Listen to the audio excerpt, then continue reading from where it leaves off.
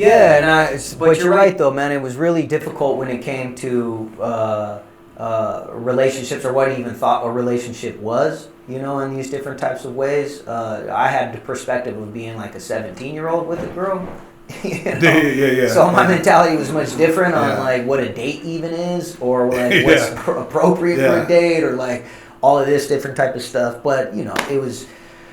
But really, man, I think also the other part about it is, and I think that doesn't get talked about that often, is what if you come home and you start having a lot of success right away, right? And that was also very hard for me to navigate. When I came home, I walked into a gym probably about a month after being home. I started working for that gym at like $14 an hour under the table. And probably only 2 months or 3 months after that, I got really like exploded into this world of people that are really wealthy. Right? And I started training all of these people that are millionaires and are extremely wealthy and all of this. And I didn't know how to like set my prices. I didn't know how to value what it is that I do, right? I had to learn all of those things in real time, and it was really difficult.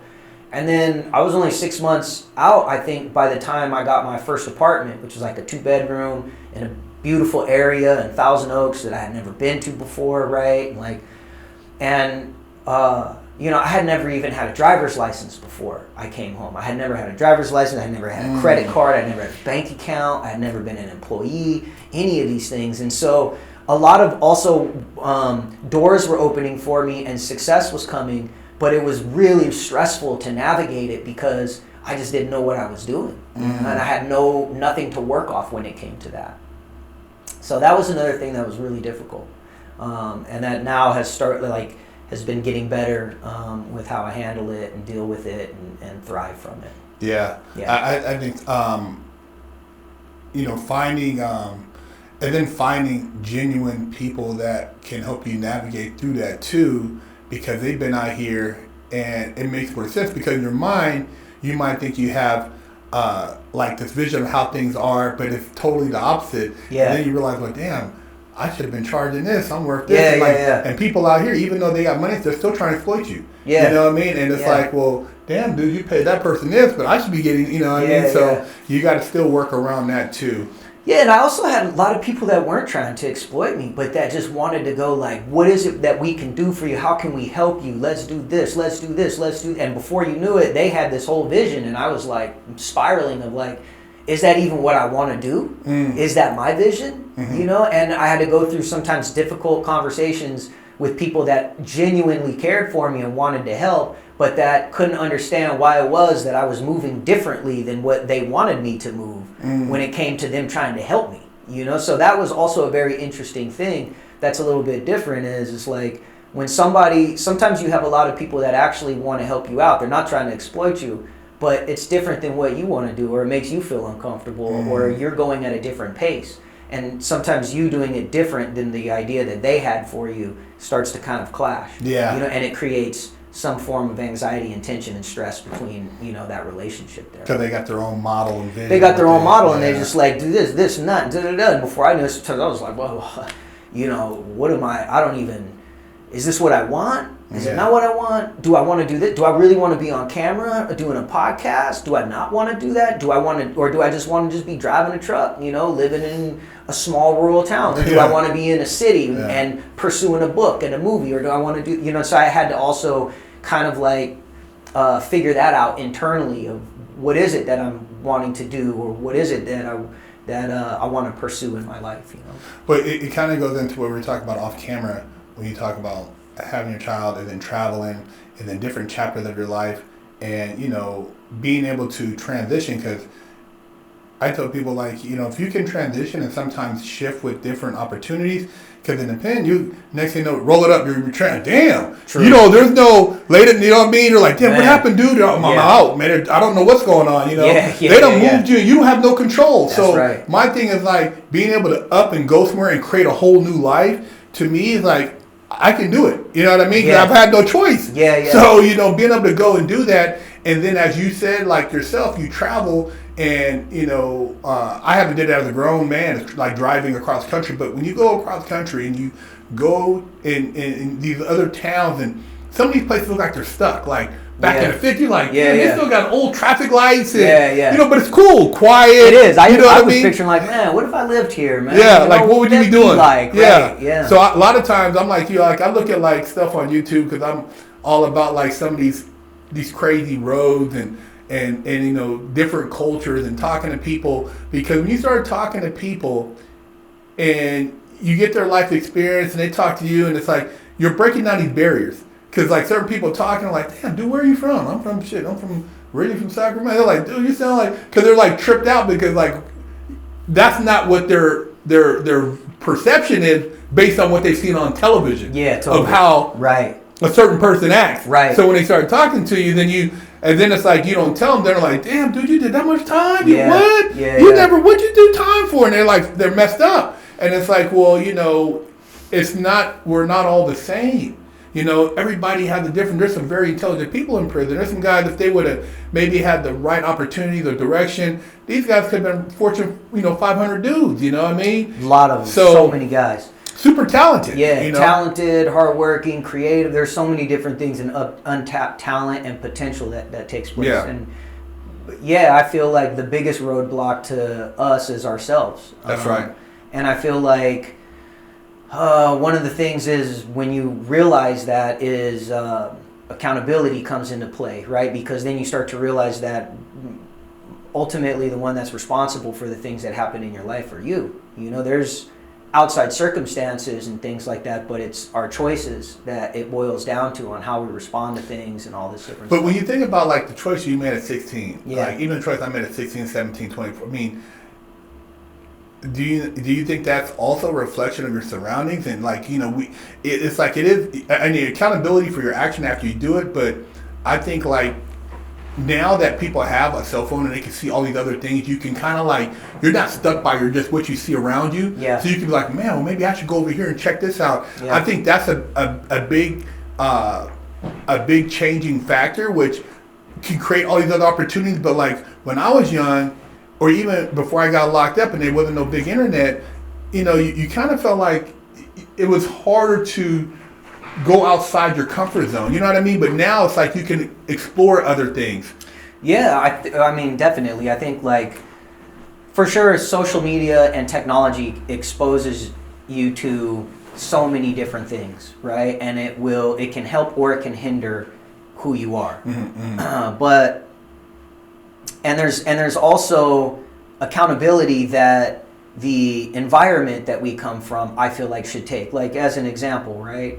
I feel like the district attorney who pushed for me to get life in prison, right? There's a certain level of accountability that adult needs to have on doing that to a 17-year-old kid and doing that to me, right?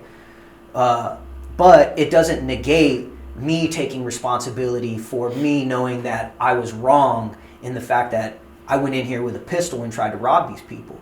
I knew I was doing wrong at 17. I didn't feel good about it then. It's just that I thought that was going to get me to somewhere where I was trying to go. Yeah. But that's not right. That doesn't justify or excuse it, right?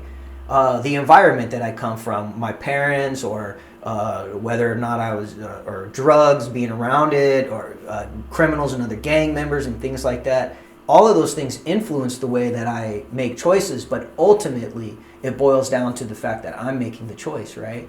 And that can be both. I feel like when I tapped into that mentality is when I really started to move past that stage in my life where I was trying to cope with the fact that all this shit had been done to me. For a long time I was like, man, why'd I get life in prison?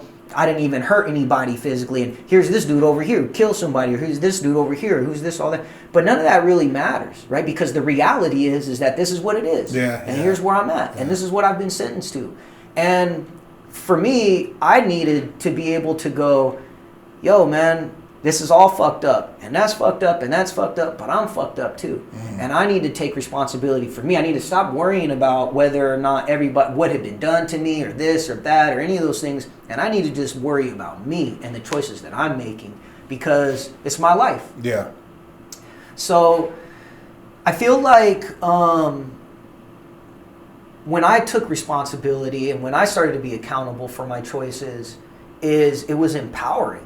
Right? It didn't necessarily make me feel like, oh man, it didn't make me feel worse, right, when I looked at it. Instead, it was liberating, because now I went, whoa, well, if it's up to me, well, that means I need to use better discernment. I need to be paying attention to the people that are in my life, to the environments that I'm in, to the music that I listen to the literature that I consume, to the way that I think, to my thoughts, all this different stuff. And if all these things are ultimately within my control, man, that means that I can build a pretty good life no matter where I'm at. And that was like, it was a spiritual awakening for me, because I went on to accomplish some pretty amazing things while I was on the inside that I'm really proud about. You know? Yeah. What do you think is one of the biggest contributing factors when you see like this whole, like, what I see like self-destruction of like young men, and just lack of a responsibility, accountability? I mean, what do you think are some of the biggest contributing factors now when you look at social media? Because I know, I looking back, and when I used to have certain people saying, "Man, look at, what are you going to do with your life?" And I didn't have I was like, "What are you talking about?" I'm looking at the guys I'm hanging out with. I didn't think nothing of it, but looking now, I'm like, "Wow, man, I didn't even see it." And it's like I didn't realize all the things I had at my access that I kind of threw away because I was so focused on stupid shit. Yeah. And so what do I think about that? Like, what's a contributing factor to that? Contributing factor, I mean, for one of the main things I see is lack of male role models, because it's like if a lot of the role models, if I got the ones I met on inside, if I would have had that on the street, maybe had somebody getting in my ear that could pierce through the ego, I would have been like, I would have changed. I would have maybe made a different choice, went right instead of left. Maybe did this instead of that. It's and I'm not making excuses. All I'm saying is that, like, when I try to somehow ration with a younger version of myself, I think about like what could have impacted that younger version of myself. Yeah, I mean, there's so many different factors. When I look around after coming home, and I see a lot of the influence of social media. I see the homeless population is insane, right? Drug abuse is at an all-time high. Pharmaceutical abuse is at an all-time high. Mental illness is at an all-time high. I think social media plays a big part in it. I think a lack of empathy from the world around people is a huge part in that. What I mean by that is like, take my situation. I was 17 years old, and I'm sitting in a courtroom, and I'm in a courtroom around all these adults, and all these adults are all arguing with each other over what's right or wrong of what should be happening to me, right? And almost all of them are mad at me, right? They're angry with me, and they're angry with my actions and all of that. But you didn't have too many people in a place of authority that actually like empathized with me. You didn't have the district attorney be an adult, come up to the kid and understand that you can be angry and still empathize with somebody, and that the empathy is what's going to ultimately impact me, right? The anger is I'm going to receive the anger. Let me see if I can describe this right. You know what I look at that? Let me describe, yeah. When I seen that, based on what you said about the prosecutor, the reason they were mad at you, from my perspective, just from outside looking in, and just like how, when we talk about culture, is that they said, how did white America fail? Because you weren't supposed to buy into that. See, there's certain things in black culture that aren't supposed to cross over, even though they let black culture destroy itself. But they're like, why did you buy into that failure? Why did you buy into that whole lifestyle, and what appealed? And they want to figure out, so by you telling them, they can kind of go through and figure out, okay, well, damn, I'm going to want to make sure we don't see more of this coming into our courtroom. That's what I see when I see that, because as far as black culture, it's so It's like so stupid. Like black culture is the only culture where even when shit is being done and you know it's wrong, they don't call it out because they still want to be able to relate somehow to black culture. And black culture has nothing to do with keeping it real. That's the only culture. Keep it real. Oh, I still know. I still got some hood. I grew up over here. Who cares? I've never heard any rich white billionaires or millionaires talking about I'm gonna keep it hillbilly. I'm gonna keep it white. You know what I mean? That's not true because if you think about all the country artists, right? All of them want to talk about how they came from a dirt road with a pickup truck. But they're not doing the violence. See, country. That's true. I listen to more country music than I do hip hop now. Yeah. But they're not promoting the generation. Yeah. They tell good stories. Oh man, my daddy grew up there, learned how to shoot this. My mom. They have family issues and stuff, but it's not the level of destruction of what we see in the black culture. No, and I'm not saying that. I'm saying more along the lines of when there's people that are being inauthentic is what I'm saying, right? Like what you're talking about is how in the black culture there's this need to have this link back to the hood, right? And not ever leave the hood or for many have never come from the hood. Or call it out. Right? Or call it out in that type of way. There's a lot of guys that feel like call it out, you just gotta, it's just not as prevalent, right? But I guess what I was saying more along the lines is what I feel contributes to all of it, right? And when I was saying about a lack of empathy is I feel like what people look for are differences over similarities, right? And do you understand what I'm saying by that?